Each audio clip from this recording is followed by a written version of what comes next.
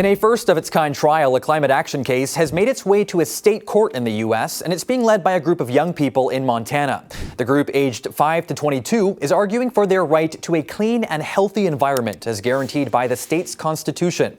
With Montana being a major coal exporter, environmentalists want to convince the district judge that the state's support for fossil fuels endangers their health, livelihoods, and threatens future generations.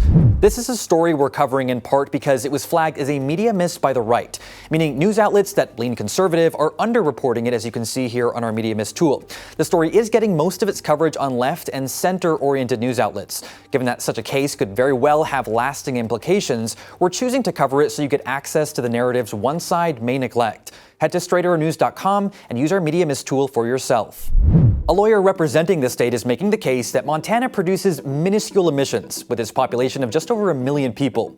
Quote, climate change is a global issue that effectively relegates Montana's role to that of a spectator.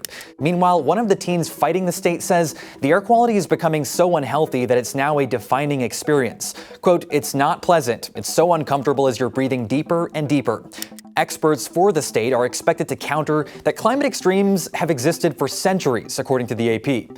Regardless of the outcome, environmentalists are hailing the fact this trial is even happening as a turning point, given that similar suits have been brought forth in other states, but all evidently failed, at least in the U.S. Climate activists have seen victories in places like the Netherlands, which ruled in 2019 that the government has explicit duties to protect its people in the face of climate change.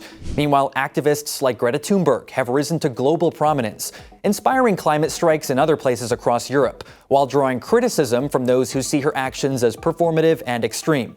According to the National Oceanic Atmospheric Administration, CO2 levels in the air are the highest that they've been in over 4 million years. And while there is broad consensus humans are to blame, there's a disagreement on whether these changes pose an existential threat. Approximately 57% of U.S. adults think climate change is a very serious problem, while about 20% say it's not, according to Pew Research. Evidently, younger people are more concerned, which could be a predictor for whether more cases like the one happening on Montana will play out in the years to come. That trial opened on June 12th and is scheduled to last 2 weeks. To follow our latest updates, you can head to straightarrownews.com.